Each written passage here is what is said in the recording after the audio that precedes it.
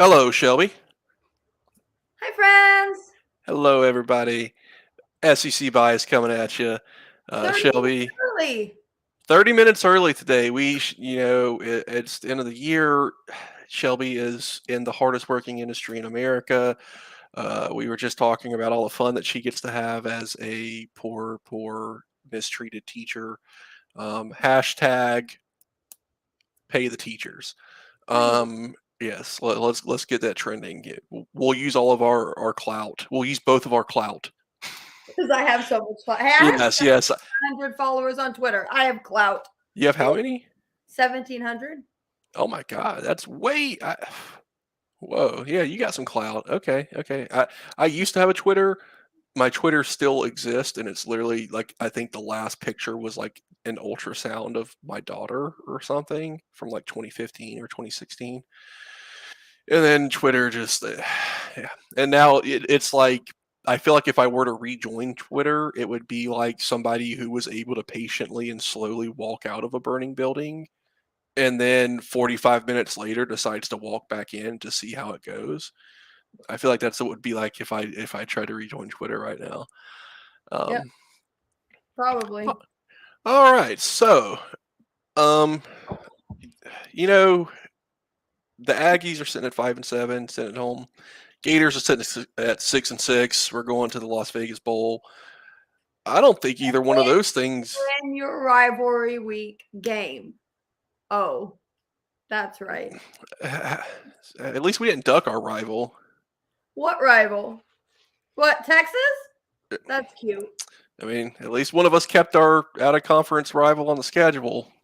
That's not my fault. Some of us run through the SEC and play an out of conference rival.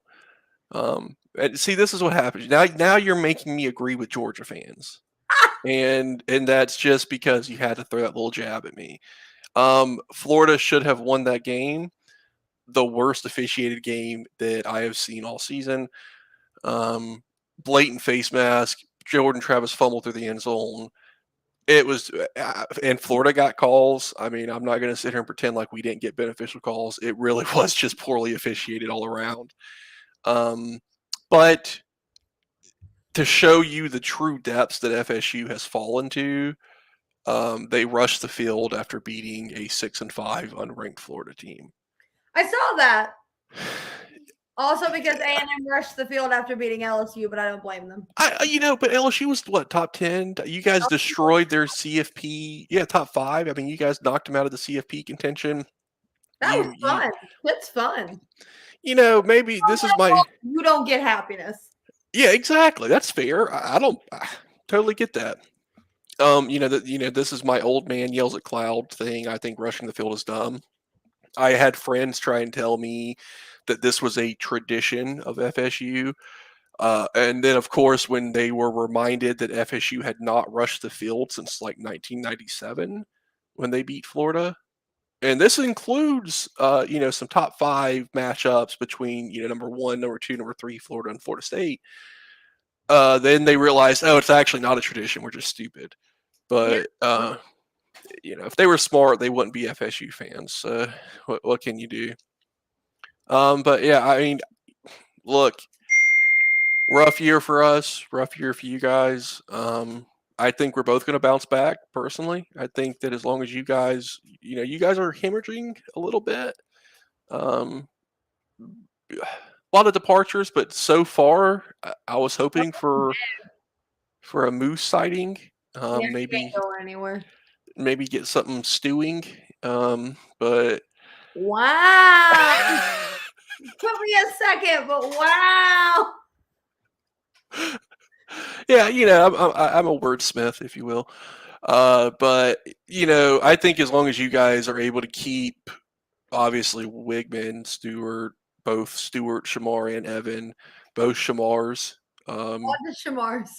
Yeah, a lot of Shamars, a lot of Stewarts, and obviously Walter Nolan, Overton. Yeah, LT Overton is a large human being. yeah. You guys signed some studs. When we went to the who did we play right before LSU? Oh my god, I remember the team. Oh well. Yeah, this whole year. UMass. So we Yeah. went to UMass game. My mom goes, "That guy's big." I said, "That's LT Overton. He's a freshman." And she goes, "No, he's not." I was like, "Yeah." She's like, "He looks like Miles after he looked like he ate Miles." Like between sophomore and junior year, Miles Garrett came back and he looked like he had eaten another Miles Garrett. Yeah, he What? there's some guys that like you look at athletes and you're like, okay, it's a big, strong guy. He's big, fast, strong, whatever. Then you see guys like Miles Garrett, like Jadeveon Clowney, guys like that are just, Big. yeah, they're just. It looks like somebody sculpted them out of marble, and you're just like, well, this person is, yeah, you can't touch that. Don't even try.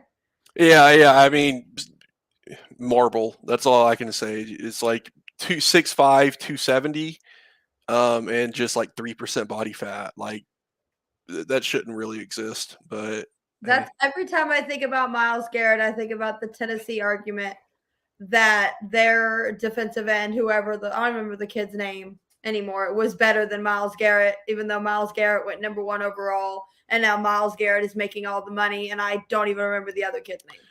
I can't. I follow the NFL pretty closely, and I can't think of. It doesn't mean that I'm right, It was like but I Derek can't. something. Yeah, I can't think of a single defensive end from Tennessee recently that would They're like, even be able to hold Miles Garrett's jockstrap. they're like, oh, well, Miles Garrett's sacks all come in garbage time and blah blah. And I was like, who makes the money in the NFL?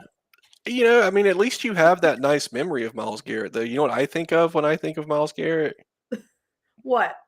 The poor Mason Rudolph assault, to Ah, where he was I've just trying never to put his helmet back on. He was I have never seen some. It's just it was just again. It goes back to Miles Garrett's chiseled physique, to where I've never seen another person come like from the skies, right? Like Miles Garrett brought that helmet down like Thor's hammer on top of his head, and it just bounces straight back up. And like I just remember watching that and just being like, well, he's in trouble. Pretty funny, but he's in trouble. all I could think. Like Mason Rudolph had to have said something because I have Hey, I'm with you. Yeah, having met that's and knowing Miles. There's no way. like it would be one thing if he was a guy, if he was like Antonio Brown or Odell. Vontez Burfict or Odell somebody who had incidents and has kind of been all over the place, and you're kind of like, yeah, this guy's kind of a wild card. He's a guy who in college and the pros never had any problems until that one moment, And you're just and that moment had some connotations with it, and you're like, what did let's you see. say? This guy has like 8 years of evidence to show that he's not like a d-bag, but supposedly somebody said something to him and he did something very bad. I'm kind of inclined to believe it in that instance. Just a little bit. Yeah. I'm just here to say that as a Cowboys fan, I'm so happy that Odell does not have a Cowboys offer at this moment. Well, if he ever gets his knee figured out, they'll sign him in August or in January like the Rams did. I never liked Odell. He's remembered for a catch for a game that they didn't win. It was an awesome catch, though.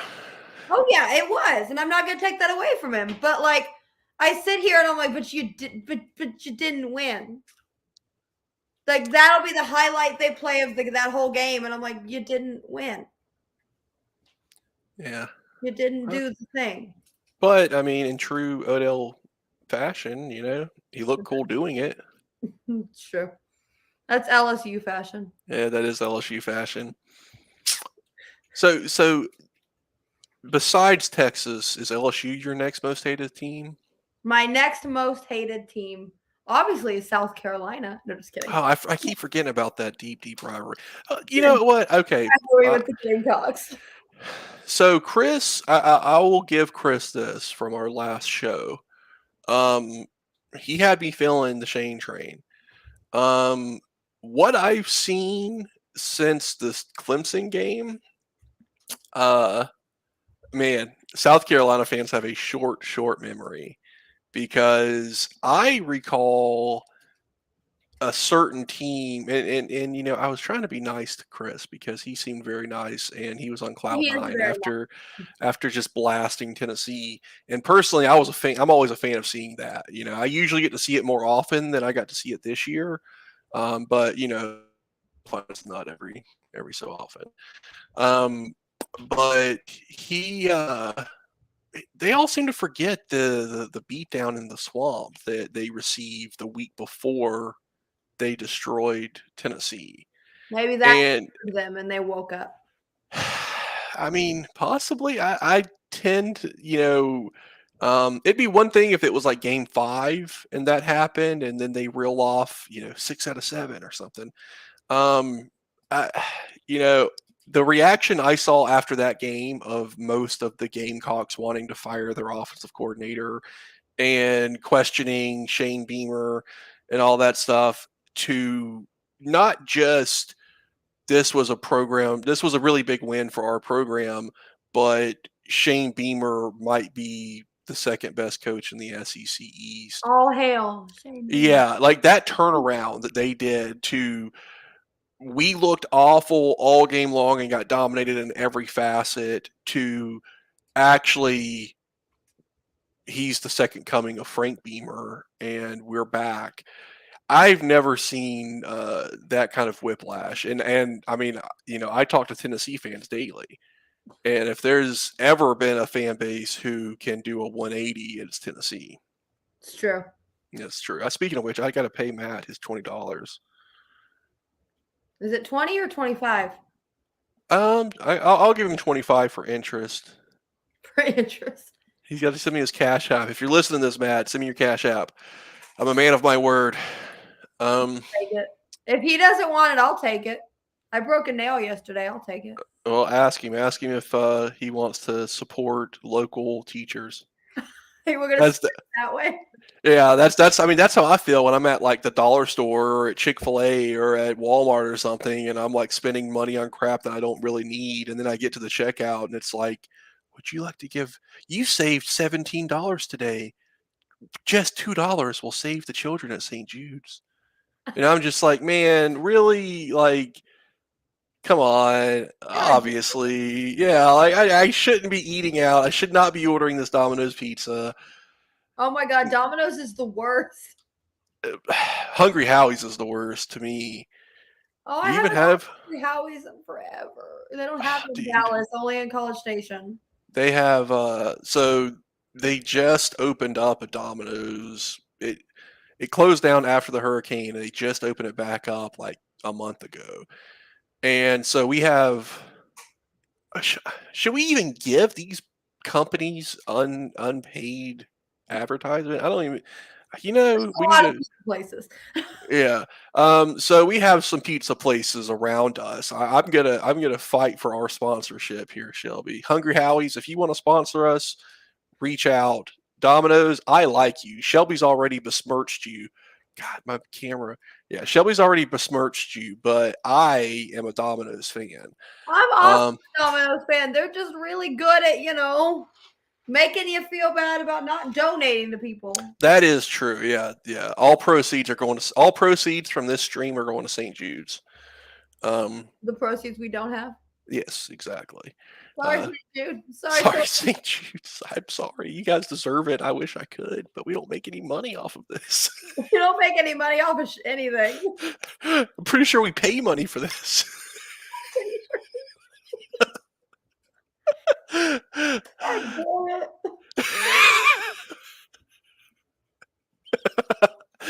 This is content, Shelby. This is the content we pay for. Oh, God damn it! Oh, the Johnny Manziel. Oh God. Okay, so I love that man, I do. So let's. My most hated rival. Sorry, I'm not sure how we got from most hated rival to Walmart and Domino's, but here we are. I think we were talking about charity cases. And I think that's where it went. Was No, it was charity cases, most hated rival, FSU, poverty South is how Carolina. I got it. Yeah, South Carolina. Yeah.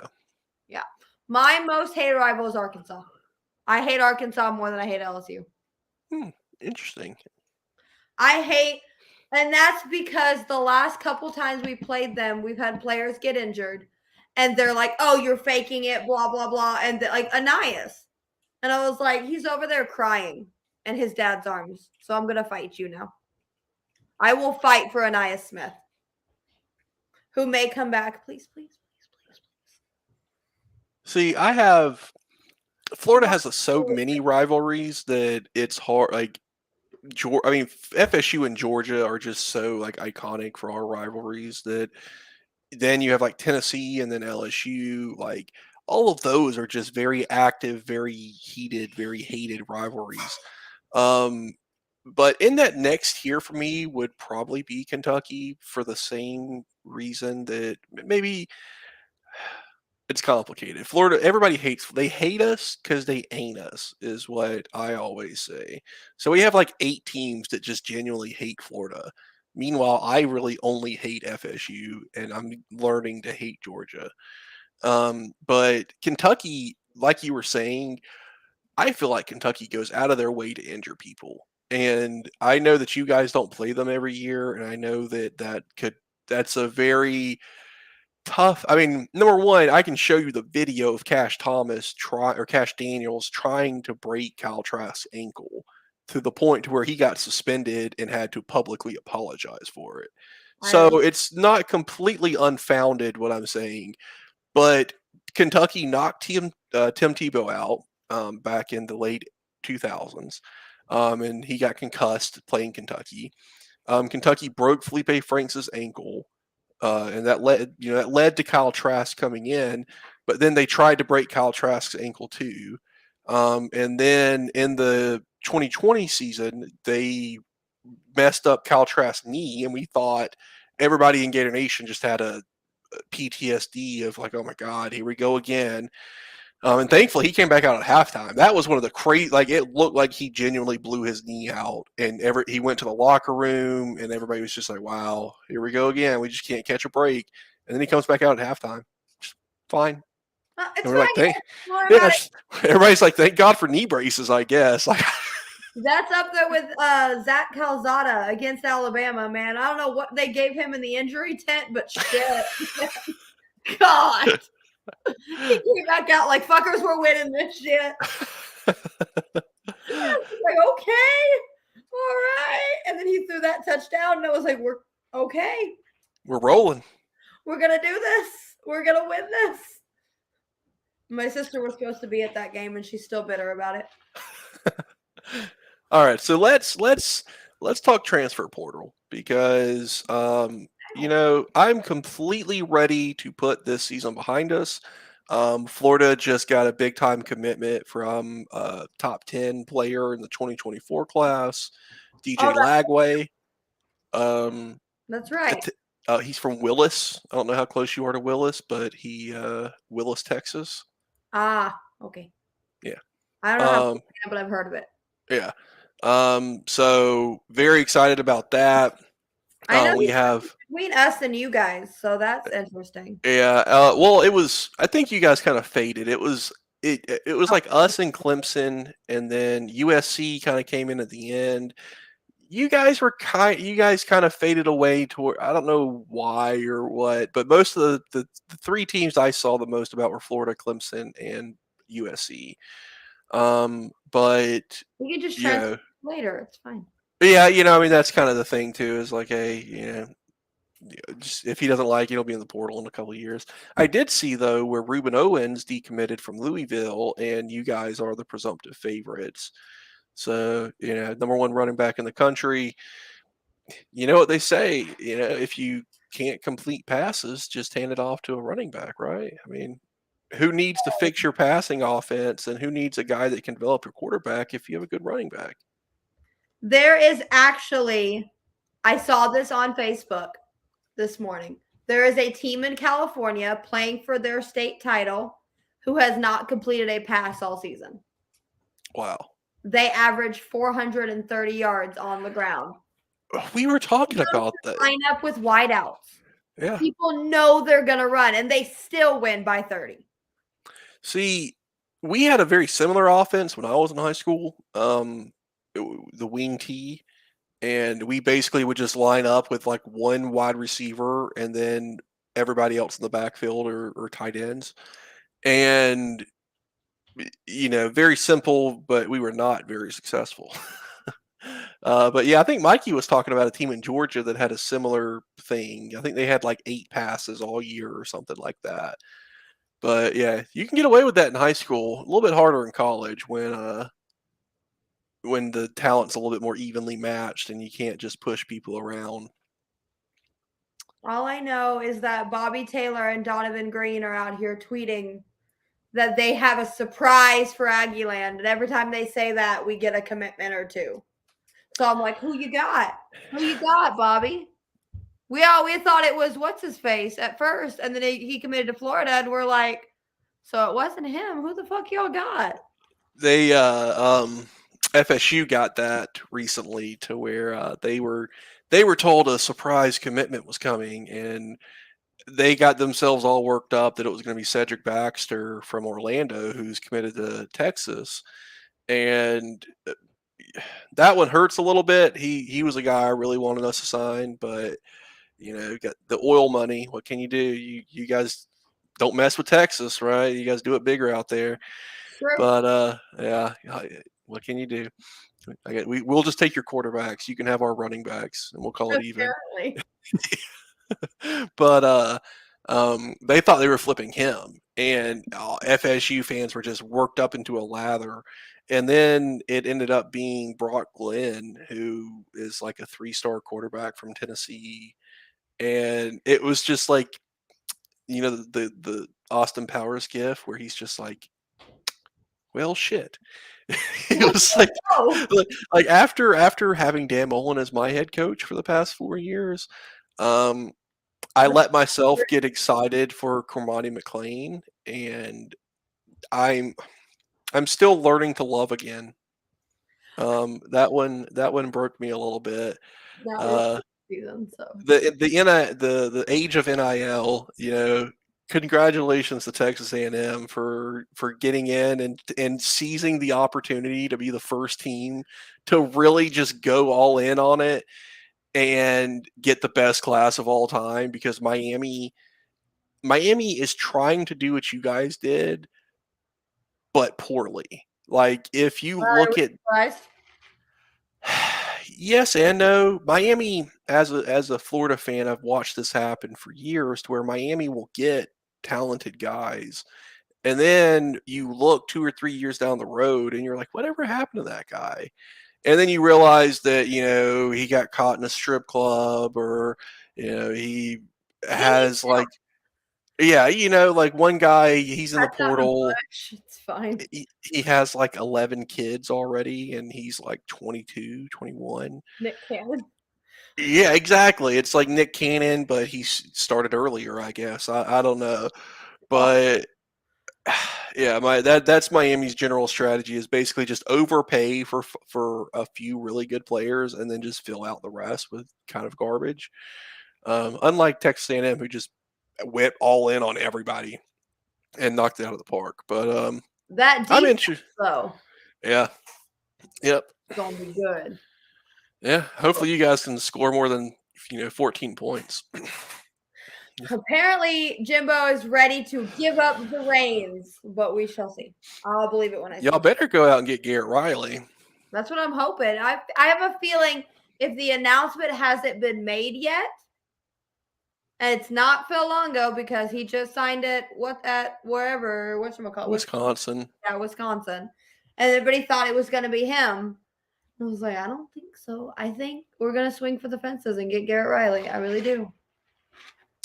I mean, I'm the longer some of these jobs stay unfilled, I'm curious to see if that's the move. If it's obviously Texas A&M in terms of resources is a step up from TCU, but in terms of recent success, it's at best a lateral move. Like TC, I know that I'm not trying to be insulting. It's just hard to downplay a team that's in the CFP and play up. I have to deal with this as a Florida fan to where it's like we know what our ceiling is, right? Like Texas A&M knows that they could be the best team in the country. Like you have the resources, the facilities for it, all that stuff. But this year you did not show that, and so it seems kind of just petty to say that TCU can't hold anything to A&M, even though you and I both know that they can't when they're in the CFP. But anyways, I feel like that's at best a lateral move at this point, just because of the success that TCU's had and the kind of rough year you guys had. But how much of that success is that quarterback? I mean, I think it's the offense. I think it's the scheme more so than necessarily Max Duggan. I think it's similar to what we've seen with Lincoln Riley, and Sonny Dykes has done it everywhere he's been. I mean, um, he was at SMU and made what's his name, Shane Buechele. Oh, Shane Buechele. Yeah, Shane Buechele. I want to say he was Jared Goff's coach at Cal. Sonny Dykes has kind of produced, and then you take a guy like Garrett Riley who produced at ECU. You put them together, they have a good scheme, and I think that you could put not to discredit Max Duggan. I think that you could put most any quarterback out there, maybe except for Haynes King or Anthony Richardson, and they would probably do well. Poor Haynes. I'm hoping Haynes King transfers to like Louisiana Tech to become like a wide receiver, and maybe he's the next Julian Edelman. Like that's my comp. Yep, he's going to transfer to a smaller school, play quarterback, get drafted in the 7th round, pick 28, not Mr. Irrelevant, but close, and be a wide receiver. That's what's going to happen. So prepare yourself for that. Right here, Pearl Harbor Day. Never forget, 81 years ago, Pearl Harbor. 81 seconds ago, Haynes King to Louisiana Tech as their quarterback turned wide receiver. Did you watch that SEC recap that I sent? No. The guy that he does the like SEC check-in, and he gets to Georgia and they're handing out like bowls or whatever, and he hands out the ticket. And he goes, if you lose to the Big Ten or some purple frogs who everyone forgets is in the Big 12, I swear to God. It's like, or some purple frogs. I mean, I don't know about you guys, but I'm damn sure rooting for the Buckeyes. I can't root for TCU. I can root for almost everybody in the playoffs pretty easily. 3 out of 4 teams I can root. 2 out of 4 teams. Ideally, it would be a Michigan TCU national championship. Not going to happen. So, best thing that I can hope for would be a Michigan Ohio State with Michigan winning. Michigan is the most palatable winner to me. And TCU, they made too many bonfire jokes, and now I can't let it go. Hey, man. I thankfully a lot of things. Bonfire is not one of them. I am awaiting the Jalen Kitna jokes. After having Aaron Hernandez jokes levied at us, I'm sure once some time has passed, we're surrounded by some of the trashiest fans between Georgia, FSU, and Miami and Tennessee. I'm sure it's coming. There will be memes and jokes about a pedophile. And really, there's not much I can say about that. I mean, it's embarrassing. But there's a difference between that and the death of 12 people. Yeah. I agree. And I mean, like I said, Aaron Hernandez jokes are pretty common. It's not 12 people, and it's a little different because I feel like the bonfire jokes is more of an attack on your university, whereas most LSU fans lost 2 weekends ago now. was, should we get you a book called Build a Bonfire for Dummies? And I was like, that's not funny. Yeah. Make fun of my quarterback all you want. You can make fun of Connor. You can make fun of Haynes. You can make, I don't care. Yeah. But that's not funny. Yeah, I mean, there's definitely the anonymity of social media and the internet makes people cross a lot of lines, and I Facebook. It's not even like anonymity. It's like their yeah, name right there. And I'm like, uh, that's true. I mean, I feel like the for me, and these are different situations. For me, UF completely removed any reference to Aaron Hernandez. It's a stain on the legacy of those teams. Um, Jalen Kitna, nobody even knew who he was before this stuff happened, unless you were a Florida fan. So he wasn't really anybody who was relevant to really anything until he decided to be a creep. And to me personally, and again, this is the difference between the situations. You guys have nothing to apologize for. Like, it's a tragedy for you guys. For me, I don't understand uh, the apologetics, the trying to defend or act like there's really anything other than to just say it's creepy and weird and be embarrassed by it. like it's Um, let it go. Like let it go. yeah, like just move on and just say, yeah, it's icky and it's a weird dude doing weird stuff, and any logical person knows it has nothing to do with what team he was on. But people are going to say it anyways, and just don't even acknowledge them and just move on with your life. Like, that's my thing, that I like seeing all the tweets that are just like, "Oh, this had nothing to do with the university." But it's like, duh, like, you know what I'm like? He could have gone to Baylor and done it. Yeah, exactly. We could have gone to Michigan State. I mean, there's plenty of examples, but he is most certainly going to get the justice system. I surely hope handles that, and has nothing to do with college football, aside from the fact that he was playing uh, on a team whenever it happened. But let's get off of it. I don't like this topic. I keep getting pulled into this topic, and this time I pulled myself into it. Like, So you and I have kind of talked about it. Any who has stung the most for you? Either, I know Devin Achane is probably going to be number one for declaring for the draft. But aside from him, what did you who just say? How Devin did Achane? you say his name? Devon Achane. Devin Achane is how I'm gonna. Devon Achane, Devon Achane. Achane. No, Like literally a chain. Devin Achane is how we say it in Florida. It's And oh my god. Vegas Rebs, our sweet friend, says Zachary Calzone. hey, I can respect that. I think that every time I see his name, I'm like, oh, Calzone's making a play.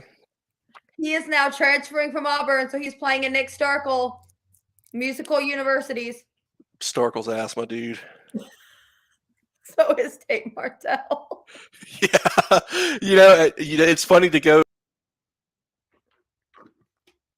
Uh-oh. Y'all, Ethan disappeared. Hopefully he'll come back. Uh-oh. I'm back. I pressed the button on my mouse. I was like, Ethan disappeared, y'all. I was just talking to myself. If there's one thing I'm gonna come back in here for, it's to shit talk Tate Martell. Yes, I love it. But it's funny. He went from Ohio State. it's almost Spencer Rattler like, because Tate Martell is that what? Without the talent part? Let's not get carried away on the Rattler talent. But yes, I will say Spencer Rattler is more talented than Tate Martell, for whatever that's worth. But he was You're not ass, my dude. Yeah, that's true. He was at Bishop Gorman, and so little anecdote here. When I was in high school and college, I did quiz bowl with not with all the other nerds because they're older than me, but like the other nerds in our group chat. And Bishop Gorman High School, are you familiar with it?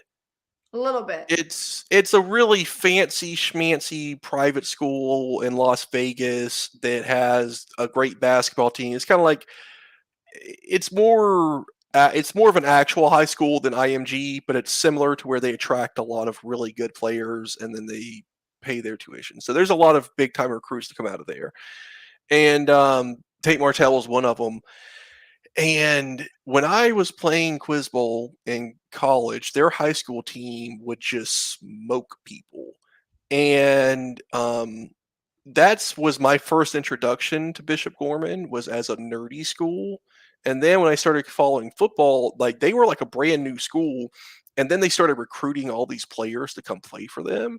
And then I turn around and the nerdy school is like kicking everybody's ass on the football field. And I'm like, who the hell is going to Las Vegas to go to this school? Like, I don't know. It boggled my mind to have that sort of mental image of like, it would be like if Georgia Tech suddenly just started dominating Georgia.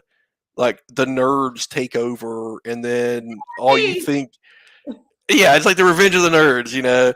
But yeah. So when we were talking about this last time, I went back and looked, and Tate Martell went to Ohio State, sucked. Then he went to Miami, sucked. So then I looked, and he's not even in the CFL or anything. no, Nick oh, Starkel. dropped.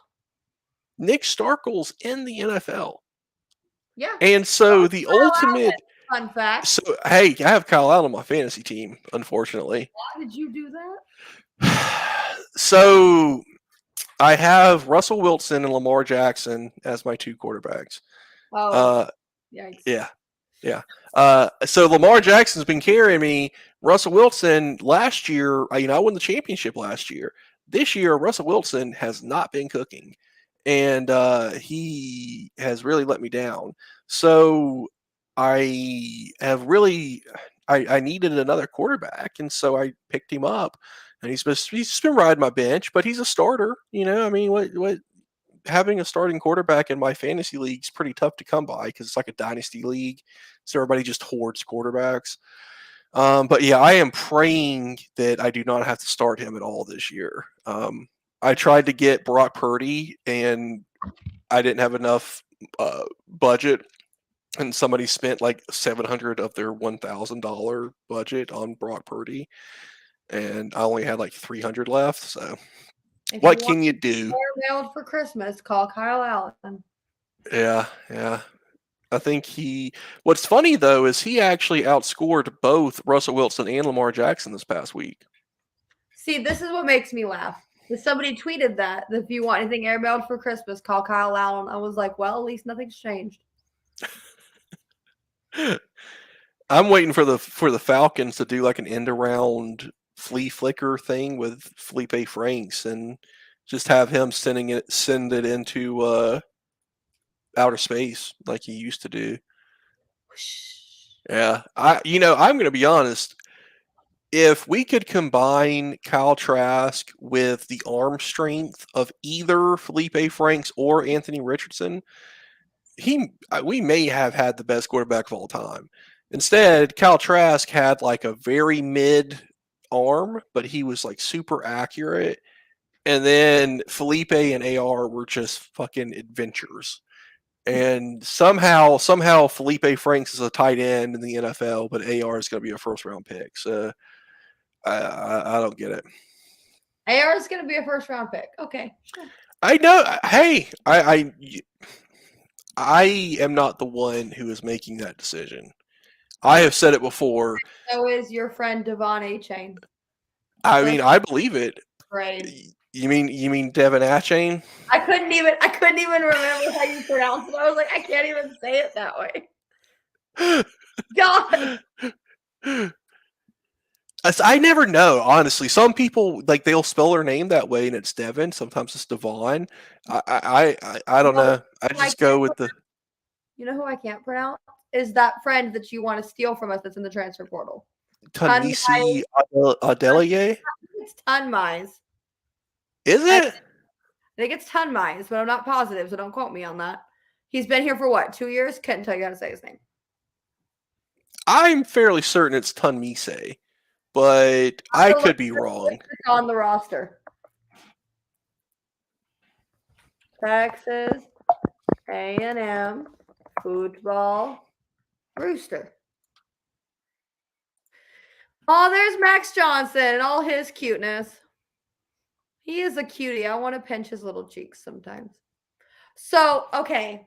I do have to mention though, we have a couple what's it called? Um we have a couple players who are leaving A&M in the transfer portal and they weren't invited back. So we have been referring to that as shot into the sun. Like Denver Harris, he's like, I'm entering the transfer portal. Honey, you were expelled from the university. So you weren't Yeah. invited back. That's like Dewan Black. Like, it's like, dude, Dewan Black is one of the more interesting athletes that we've had come through because he committed to Dan Mullen at Mississippi State. When he left, he's from Florida. He's from Orlando. When he left, he committed to Florida, but he didn't qualify. So he had to go to community college. And I'm not sure how it is for Texas A&M, but for Florida, we have a very strict transfer statistics requirement that makes it very difficult for us to bring in transfer students from community colleges.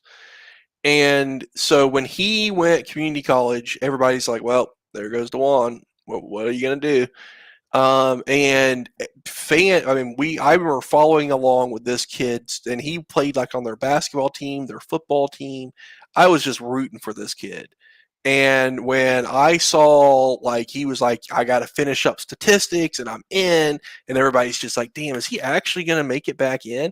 And he graduated from the community college, got into Florida, got on the football team, and everybody was just, he was a fan favorite for sure. Oh yeah. And he's the guy that made the one-handed onside recovery against Tennessee. Oh. That was him, number 30. And everybody was just like, oh my God, the fan favorite had this crazy play. He hasn't really been on the field much all year. Everybody's wondered where he is, what's going on. And then he makes this crazy play in this big game. And then just disappeared, like third string. He was hurt here and there. And then, I think about a month ago, he got kicked off the team. And then you're just like, well, damn, But it's like you're saying, he's like, oh, I'm entering the transfer portal. It's like, dude, yeah, obviously, like you're not coming back to Florida. Like Or Demas, I don't know. Same thing. I'm entering the transfer portal. Honey, yeah, you're in trouble with the law. You've been beating on women. No one fucking wants you here. Yeah. Oops, I should have said my bad. I mean, hey, sometimes you got to say it. Harris isn't as bad as DeMond. DeMond I mean, on his girlfriend. Denver was just yeah, and drag racing in a garage. Yeah, there's definitely levels to this. Being stupid and doing stupid stuff to yourself is a lot more understandable and different than being stupid and doing bad things to other people, especially women.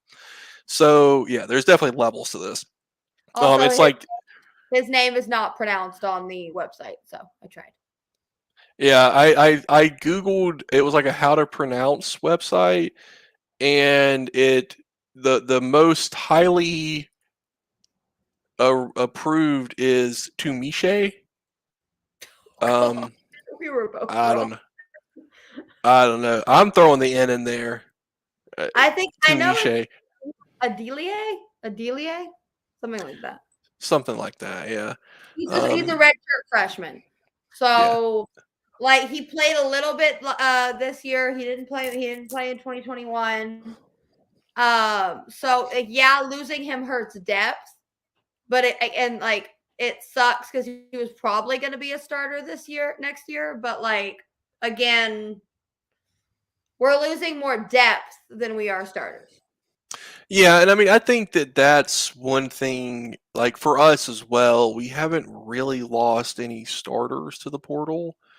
But for us, we're coming out of year one, so we're trying to turn over the roster. Like we're trying. Um, Like it's if kind you of interesting. Like generally, I feel like once a kid, it kind of goes to what we're going to talk about in a couple of weeks when I have my former coach on to talk about Deion Sanders. I don't really like the way a coach can come in and completely disregard a player's commitment to the university. Like I don't think that it's appropriate or cool that before they have signed a letter of intent, like not honoring a commitment to a university while you're in high school. I think that coaches should have a clean slate to recruit who they want out of high school. Once a kid has signed with the university, once a kid is on scholarship at a university, that kid has made a commitment to that university. I think that they should have the opportunity to um, transfer if they want, which they can. If there's a coaching change, they can transfer if they want. If they committed to play for a specific coach, but to come into a place where a kid is on scholarship who's spent 3, 4, 5 years at that facility, at that school, and to come in and just say, y'all can pack it up and go home. I don't care. Like, that's one of the beauties of college athletics to me is that every year is different because the people are students. Like, this isn't the Steelers where a guy's going to spend 15 years on the team. This is the moment in time to where a young man grows up and becomes hopefully a man or a woman, to where you're growing up and maturing in from childhood to adulthood. And with college athletics, we kind of get to see that play out athletically and on the field, but we also follow along and see their progress. And we want to make sure that the people representing our university represent it not just on the field, but also off the field. And to come in and have a guy basically just say, I don't care how well you have represented the University of Colorado, kick rocks because you're not a good enough football player. that's bullshit. I'm sorry. I like, and a lot of fans, at least from what I've seen, have almost rooted for that. I personally don't agree with that. Like, I think that there's going to be attrition. I think that coaches have a filling out period because at the end of the day, they are at that university on athletic scholarship. So there's definitely give and take. But if a kid has never been in trouble, maintained their grades, works hard on the practice field, gives it what they're supposed to give, for somebody to come in who has never even coached the game, doesn't even know their way around the building yet, to just come in and say, I don't give a shit about you, just leave. My son's the starting quarterback. I got people coming that are going to take your spot. I don't care what you can do. Those guys very well may be better, and they probably are, because Colorado was very bad. But Colorado broke Haynes King. I'm still mad about it. Haynes King's been broken. They broke Haynes King and he hasn't come back. He didn't come back better. That's for sure. Yeah, but I'm trying to save. Let's tease that a little bit because I will tell you, Mr. Brown. It's going to be odd as a grown man referring to another grown man as Mr. Brown, but he was my football coach and my history teacher, and he now works at FAMU and is very ingrained in HBCU culture, more so than I ever could pretend to be. He has some hot takes on this topic. It is he is yeah he I'm excited to pick his brain a little bit. He definitely has some opinions. Let's just put it that way. We may get canceled, but no, I'm just Hey, we can't get canceled if we were never like there. yeah, exactly. I'm just going to toss him the ball and let him run with it. And yeah, I'm going to be um you know I can't believe I'm blanking on his name. It's been a long Jerry Stockton, and he's going to be my Carl Malone, and we are going to run the pick and roll, and you're going to be our coach, and yeah, it's going to be entertaining. I think Can I just sit there and look pretty? you sure can. Yes, you've met the criteria. You're good to go. Um, but I haven't talked to him in a while. And I know that I have feelings on Deion Sanders, and a lot of that is from the reaction I've seen from people like him who are ingrained in HBCU. And I have a lot of people who are really invested in FAMU and by extension HBCUs, and the reaction has just been overwhelmingly negative, and I'm pretty excited for that. I'm kind of excited to see um, how Dion shakes things up. You know, we're moving away from that. I am pretty excited to see how Dion shakes things up, particularly for West Coast schools. Colorado is kind of in a weird spot geographically. Not a lot of talent in that area, but look at what Oregon's done. Oregon has the same thing to where they became the cool school. And if there's one thing I know about 18-year-old men or boys or whatever you want to call them, whatever, 18-year-old folks, um, they like to smoke the weed The week, and stay off the weed. not in the locker room. Yeah, not in the locker room. Yeah. Oh, But it's legal in Colorado. And as long as you don't get caught doing it by the NCAA, what are you gonna do about it? Are you gonna get arrested for it? And as dumb as this is gonna sound, between NIL and that, I think they're gonna get some people they otherwise wouldn't. I mean, Dion's already done it at Jackson State with Kevin Coleman and Travis Hunter and some of the other guys. I mean, I think Colorado's going to make some noise. I think they're going to disrupt some things for kind of that second tier, like USC, UCLA, Oregon. Utah's kind of a weird case because they have never really recruited well, but they get transfers. They get enough and they develop them up really well. But everybody else, the Cals, the Stanfords, Fresno State, those kind of schools that could get a couple of 4 stars here and there, maybe get an occasional 5 star, and then kind of load up on local guys because they're in a good area. I think Colorado is going to feast on a lot of that. I'm curious to see what he does in Texas because of the ties that he's had there. But overall, I'm players. do what? He can't have any of our players. I said so. Hey, Trey Sanders from Bama is already asking about it. Man, it sucks. He was from Port St. Joe too, right down the road from me, and we signed his brother as a preferred walk-on, and then he committed to Bama anyways. Oh, Yeah, feels bad. I feel like every time we've tried to do that, it's just backfired on us. okay. Here's the question. Speaking of walk-on, favorite walk-on that's turned into a big deal at your school ever? Do you have any of those? Because A&M has a bunch. Yeah. So the first one that comes to my mind would be Christian Garcia.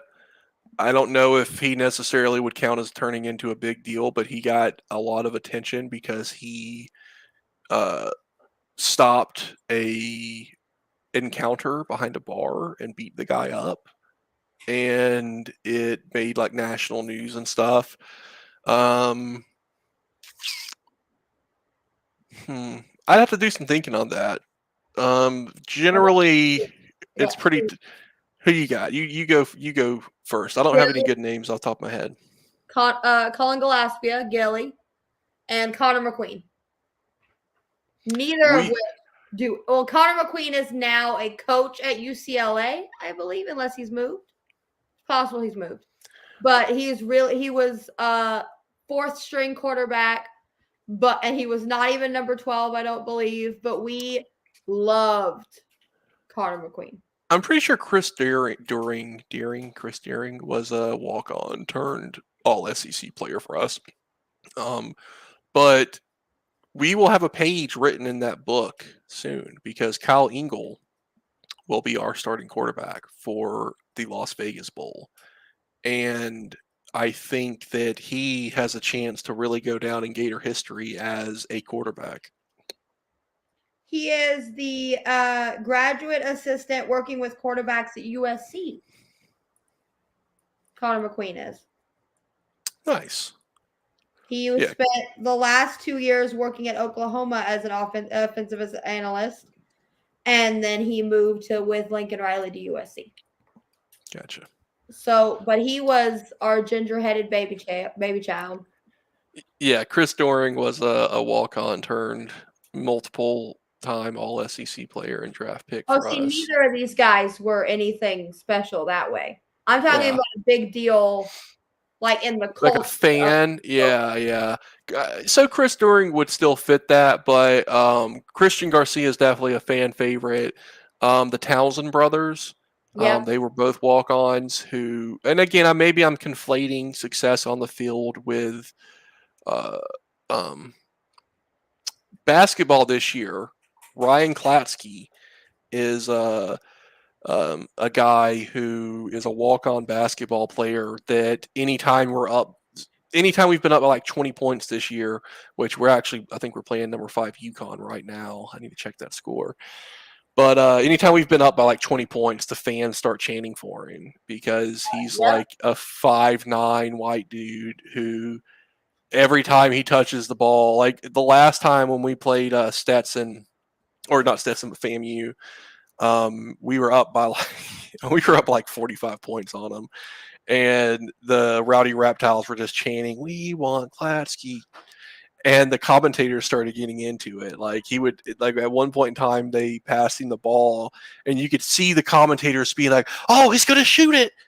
Oh, he passed it, and like because we were up so big, he was in the game for a few minutes, and so he had multiple chances. And every time he got the ball, you could hear the commentators getting more excited because the crowd was like literally chanting for this guy's name. And then he gets in the game, and then the commentators are just like, "You got to shoot it." Kyle Dobbins. That's who that one was. He was on the bench the years that we did really well in basketball, and it was just greatness. We all loved Kyle Dobbins. He never did anything. He was a very small human being in comparison to the Tyler Davises and the Admon Gilders and all those guys. But he was adorable. And we loved him, just like we loved Connor McQueen. And then there's Gilly, who is also known as, Cullen Gillespie, also known as Gilly, who has one play that will live in infamy, was his safety against Alabama. That was all of 2 points. We were still down by like 30. It didn't fucking matter. But he did it, and we lost our minds. So Kerwin Bell would probably be the biggest again, this is kind of hard to separate success from fan favorites. If we're going off of fan favorites, my personal favorite one would be Billy Latsko, not to be confused with Ryan Klatsky. Billy Latsko was the fullback for Urban Meyer's teams, and it was always fun to see him get the ball and just kind of be a little bowling ball and just run people over. But yeah, Kerwin Bell, Lewis Oliver, and Chris Doering. I looked up a list. Those guys. Steve Spurrier had a lot of walk-ons go on and do decently on our team, but then kind of disappear. But Shelby, I have to call it a night. Yep. I'm sorry to end it abruptly, but we are at an hour, and I think that we have covered our bases. Next week, I'd like to go over the bowl games. We can get our pick'ems in. I kind of want to get a better feel for who all is going to be in the portal, who's all going to declare, et cetera, et cetera. We're waiting on Nias. I think he's our last big name. You hope so. I've heard rumors that Evan Stewart's not going to be in the bowl game this year. I've heard the rumors that ain't nobody going to be in the bowl game this year. He needs to just go ahead and bite the bullet and just come on down. He is not where no one looks good in orange. No one looks good in orange. I said it and I meant it. Wow. I'll have you know, I look exceptional in orange. The Gators, I'm not a fan of the all orange. I'm gonna be. No one looks good in orange. That's why we wear blue. It's orange and blue. Okay, it's both. And I will not wear that gaudy orange. It's not in my color wheel, and I will not wear it. well, that's fine. Not everybody can pull it off. Oh, is that what it is? Is I that can what pull it off. I can pull it off. That's what your mama told you. Okay. Well, she has an excellent taste. I'm That's not. not an excellent taste. Why did I say an and? She has excellent taste, is what I meant to say. I'm not gonna make a comment on that one. I'm gonna let Thank you, thank you. Yeah, I was gonna say an excellent taste in fashion, and then excellent taste, and then my brain was just like, we're stopping here. This is it. Yeah, we're combining, and it's like, that's not what I meant to say. I do that all the time in front of my kids, and they're like, "Miss Ward, that doesn't make any sense." And I'm like, "I know." So I don't know about you, but I'm a gregarious introvert, and so when I'm talking to people like you or people I'm comfortable with, I can talk on and on and on. But it kind of drains me. I kind of have to recover after. When Yep. I'm at work, I most days don't have too many meetings, but on Wednesdays I have like 3 meetings back to back to back to back, and then I have like a 4-hour meeting to work on something to end the day. So when I have that, man, by the time like 9 p.m. rolls around, I'm just I'm done. like my wife would just be like, "You want to watch TV?" And I'm just like, "I don't care. Nothing matters. Doesn't Hello, matter." darkness, my old friend. Yeah, exactly. I'm just turning the Garfunkel over here, and then wake up, and I'm like, "Okay, ready to go back at it." But yeah, life of Myers Briggs test taker. Have a good night, everybody. Myers Briggs, get your personality taken. Be Yeah. told why you think the way you think.